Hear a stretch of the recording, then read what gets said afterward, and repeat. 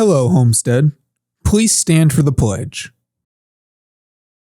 I pledge allegiance to the flag of the United States of America and to the republic for which it stands, one nation, under God, indivisible, with liberty and justice for all. Please remain standing for a moment of silence.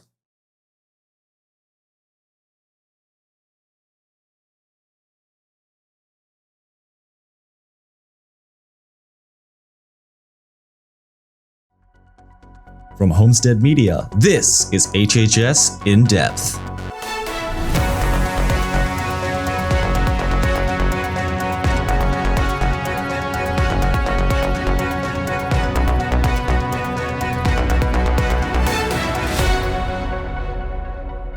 Now on HHS In-Depth, we'll take a look at a group of Homestead students and their trip to DECA's Nationals last week.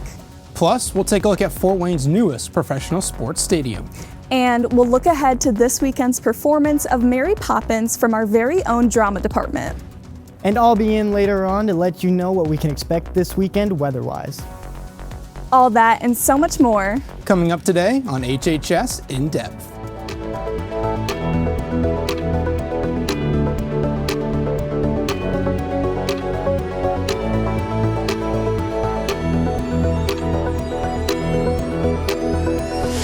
Hello Homestead, it's Friday, May 8th, and thank you for joining us today on HHS In-Depth. I'm Taylor Ham. And I'm Braxton Hall. And Taylor, prom was last Saturday. Did you do anything exciting? Yeah, I did. I ended up going with my friends. What about you? Yeah, me too. One of my friends had a good time. Yes, speaking of last Saturday, a new chapter for soccer in Northeast Indiana is underway, even as construction continues on Fort Wayne's first professional soccer venue, Ruoff Mortgage Stadium. The stadium is expected to bring larger crowds, new opportunities, and growing soccer culture to the community. The first match was played last Saturday, ending in a draw against the Charlotte Independents. It will be a community space for people to go have fun, bring their kids, bring their families, hopefully some victories when they do watch the soccer matches. Not only will the stadium impact the team, but the impact can be felt even here at Homestead. I think it means that the sport is growing a lot more. I mean, of course, you have the 2 youth clubs in Fort Wayne, and then now to have a professional team in Fort Wayne, it just means the sport is growing. As the soccer culture is growing in the community, the experience and excitement walking into the stadium is growing as well. From when we score a goal, to food, to drinks, to being kid-friendly, all those little details. Our club is trying to get that part right, and because we care. We care about them. We want them to come away from that game and that experience, not just the game, but that whole experience, and say, I want to come back here. From the roar of the crowd to the sense of community in every seat, it's clear that this is more than just a place to play. But the road to get here wasn't without its obstacles. The growth has been incredible, but you go like this and you go like this sometimes, but then that helps you learn. That helps you learn, and it really shows you when we talk about a family-oriented club that everyone's stuck with it, and we can see the goal and what we're trying to get to, and that's now 2026 professional soccer owned stadium, and we still have so much more to grow here in Fort Wayne. As construction here still continues, this state-of-the-art facility is a significant milestone in the Fort Wayne community, promising to be a hub for concerts, games, and even weddings. I'm Taylor Diamond, HHS In-Depth. And now we go beyond Homestead. In national news, last Saturday, the popular budget airline travel company Spirit Airlines announced they would be shutting down operations. Dave Davis, Spirit's president and CEO, said in a statement, quote, "The sudden and sustained rise in fuel prices in recent weeks ultimately has left us with no alternative but to pursue an orderly wind down of the company. Sustaining the business required hundreds of millions of additional dollars of liquidity that Spirit simply does not have and could not procure," end quote. The company's closure ends a nearly 35-year run and has left many travelers scrambling for transportation as all flights have been canceled effective immediately. In local news, this Tuesday was Election Day in Indiana as voters from across the state went to the polls for the primary elections to select candidates ahead of this November's midterm election. In local races, incumbent Republican Congressman Marlon Stutzman defended his candidacy in the Republican primary. Meanwhile, Kelly Thompson, who ran unopposed, was officially voted as the Democratic nominee to face Stutzman in November. The closest local election came in the Republican primary for Indiana Senate Seat 15, where by Wednesday morning a winner still had not been decided between incumbent Liz Brown and challenger Darren Vogt, and the race remained undecided at the time of this recording. Part of the reason for the delay in the results is Allen County's new vote center system, which allows county residents to vote at any one of the 53 available facilities rather than at a designated polling location in an attempt to make the process smoother for all involved. Stick around, more HHS In-Depth is still to come.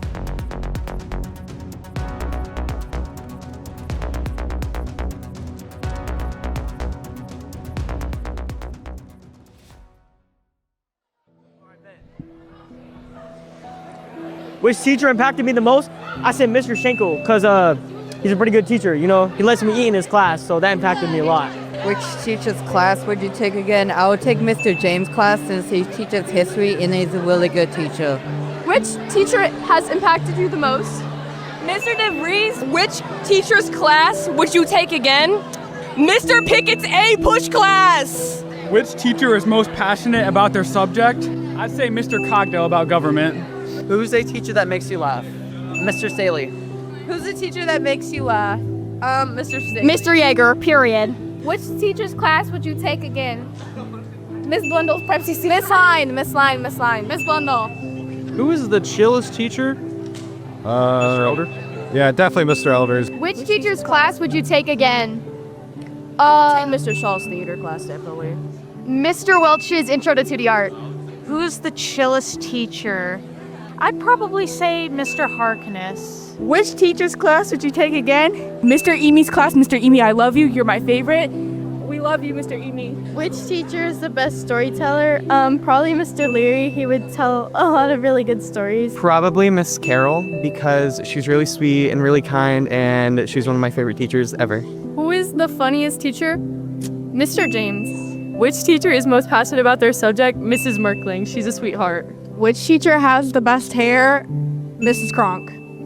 Who's the funniest teacher? I'd say Mr. Dunn. Which teacher has impacted me the most?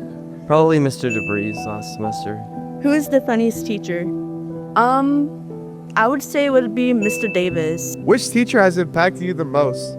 I think my English teacher, Mr. Lavelle, impacted me the most. He has been with me through all phases of life, and I'm very super grateful for him. Who is the chillest teacher? Miss Witt is the chillest teacher. Which teacher has the best lore? Mr. Marr. Probably Mr. Marr too. Which teacher's class would you take again? Oh, I would take probably Senora Bartel's class. Spanish 1 and 2, because that was like the best class ever. Which teacher has the best advice? I would say Mrs. Baldwin. I would say Mr. Welch. I would say Mrs. Baldwin. Who is the best dressed teacher? I don't know. I'm just gonna say my favorite teacher, Mr. DeVries. 10 years from now, which class do you think you learn from the most? I would have to say theater with Mr. Shaw. Which teacher is most passionate about their subject? I'm gonna say Mr. Lavelle. 10 years from now, which class do you think you learn the most in? I'd have to say geometry. My teacher, Mr. Neff. Which teacher is most passionate about their subject? Low-key, Mr. Neff too. Which teacher is the most iconic? I don't know, I think Mr. Schilling might be. Which teacher has the best hair? Mr. Dunn! Mr. Dunn for sure. Which teacher is most passionate about their subject? I think Mrs. Robert, because she seems to be like really into all the books and all the assignments that we do. It's very fun to learn with her. Which teacher's class would you take again? Mr. DeVries. Who's a teacher that makes you laugh? Miss Hennessy. Yeah, Miss Hennessy. Which teacher has the best decorated class? Mr. Middleton. No, Mr. Howard. Mr. Howard. Yes. Yeah, he really does. The science teacher. Who's your teacher that makes you laugh? Miss Jones. Which teacher is the most iconic? Miss Stieber, 100%. To me, Miss Hussar. She always has me cracking up when she tells a joke. Which teacher is the best advice? I don't know. I think Miss Taylor's really nice about it. Who's a teacher that makes you laugh? I think Mr. Dunn. He's pretty funny. What teacher would you recommend to everyone? Definitely Mr. Clemens or Miss Lamont. Miss Lamont is so sweet, and Mr. Clemens is pretty easygoing. Who is the funniest teacher? Mr. Yeager. Which teacher's class would you take again? I loved Mr. James. He was such a good teacher. Which teacher would you recommend to everyone? I say Mr. DeVries because he's really nice and you could talk to him openly and freely. 10 years from now, which class do you think you learned from them?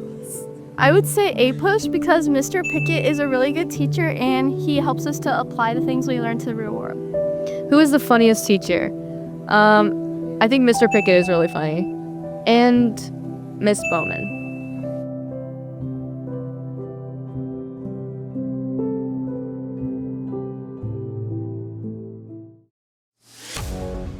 Welcome back to HHS In-Depth.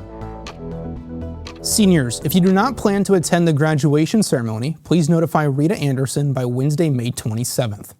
Diplomas will not be distributed at the ceremony and must be picked up in person at Homestead on June 16th or 17th from 10 a.m. to 4 p.m. entering through door 33. A student or parent must present a photo ID, no exceptions. Finally, students taking higher ed courses must submit their college transcript to Mrs. Anderson by May 22nd for credit to count towards graduation. Many of us don't take the time to hear about the stories of older generations until it's too late. Homestead Junior Riley Kessie set out to change that narrative. As a member of Generations United, Riley visited a local senior living community to sit down with the residents and hear their life stories. I asked a lot of the questions that I never got to ask my grandparents when they lived here, and I think it's really valuable for the youth to kind of be able to know what the elderly are thinking because they're so much more wise than we could ever know. I've made so many friends here, so just so many good people to come to if I have a problem because chances are someone here has encountered that problem. I would say I just wanted more people to kind of know what they have to offer and kind of like the stories they can tell. Like their stories from their lives are so valuable and have so many valuable messages within them. They're amazing. You can watch Riley's full video on the Generations United Instagram. If you're interested in getting involved, the club meets every Wednesday after school, and all students are welcome. Last week, Homestead sent 20 students to Atlanta to compete at the International DECA Conference, featuring more than 20,000 competitors from around the world.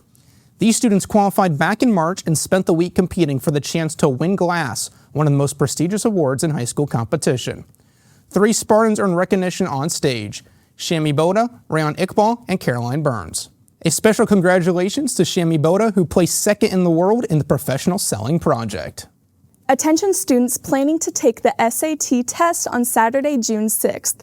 You will not have access to your school-issued laptops for testing. Make sure you have an approved device by checking the College Board website, or request a device from the College Board by the end of the day today.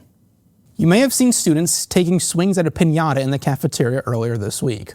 Organized by the lunch staff at the Mexican line, this cafeteria celebration was part of their effort to highlight holidays throughout the year.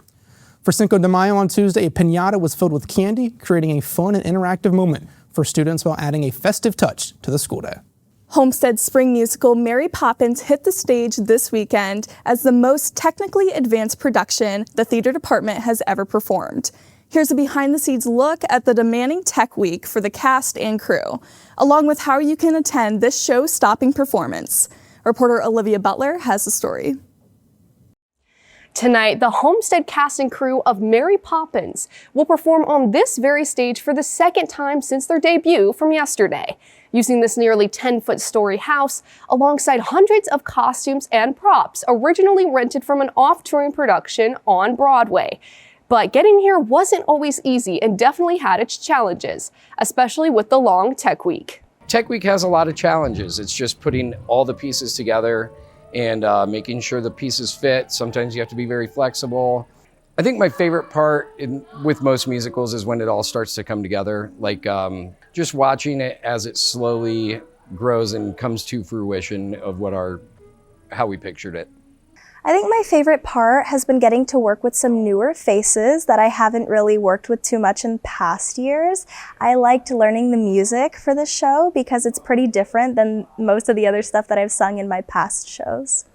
So Mary is very soprano-y. She is very light, very airy, and I typically play roles that are belty, they're very gritty, they have some boldness, so I think that's been very different, but fun different. I like to expand my versatility, so that's been fun. I would say just come out and see the show. It's going to be phenomenal. We always pride ourselves on being a step above high school productions, and this one is no exception. And with flying characters, live pets, and Broadway-level voices, this is not the show you want to miss. Olivia Butler, HHS In-Depth. Thank you for the story, Olivia. Many students have probably noticed the Spart-o-Matic machine in the hallway outside the art rooms, but may not know what it is. This DIY vending machine, created by art teacher Miss Jones, features student and staff artwork turned into stickers, bookmarks, and even temporary tattoos. The Spart-o-Matic first made its debut here at Homestead in the spring of 2024. This was actually my spring break project. I think I would have to say the novelty of the Spart-o-Matic is really fun. It makes art approachable and accessible. All proceeds go directly back to the Homestead Art Department to help purchase new supplies. Items cost just $1, and if you need change, you can exchange money with any nearby art teacher. Trade the classroom for the world. Learn about upcoming travel club trips to Italy and Belize in 2027, and the Galapagos Islands and Amazon in 2028 at the final travel information meeting of the school year. Join them on Tuesday, May 12th at 6:30 p.m. in the PE 1015, entering through door 1. There's no down to the wire this week, but it's time to announce this week's Spartan Athletes of the Week. Each show we recognize one male and one female athlete from a current sport, and winners can pick up their prize in the athletics office.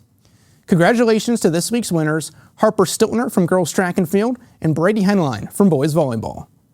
Braxton, have you noticed the weather this week has been pretty rainy? Yeah, rainy and cold. The calendar might say May, but it's feeling more like mid-March right now. I really hope this weekend warms up for Mother's Day. And luckily, in with us now is weather reporter Eli McAllister. Eli, what's the weekend looking like?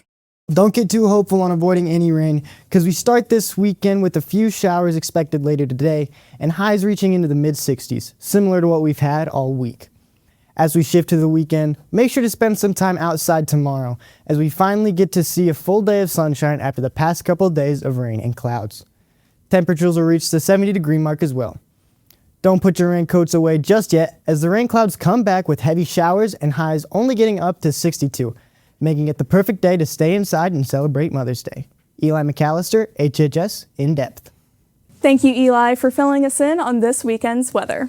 Stick around, more HHS In-Depth is still to come.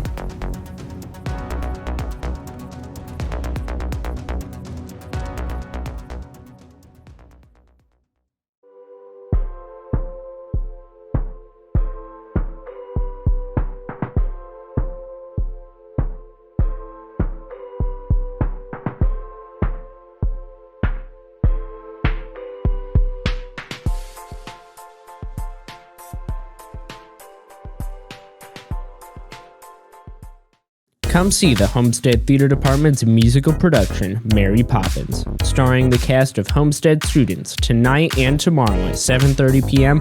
and this Sunday at 2 p.m. You can purchase tickets at the door, $15 for adults and $12 for children. Next week, reporter Bella Cook will cover Homestead seniors as they read letters they wrote to themselves back in 8th grade. Be sure to catch that story and more right here on HHS In-Depth. Welcome back to HHS In-Depth. Thank you all for watching our show today. Make sure to follow our socials to keep up with the latest news from Homestead Media. We look forward to seeing you again next week for another episode of HHS In-Depth. Enjoy your weekend, Homestead.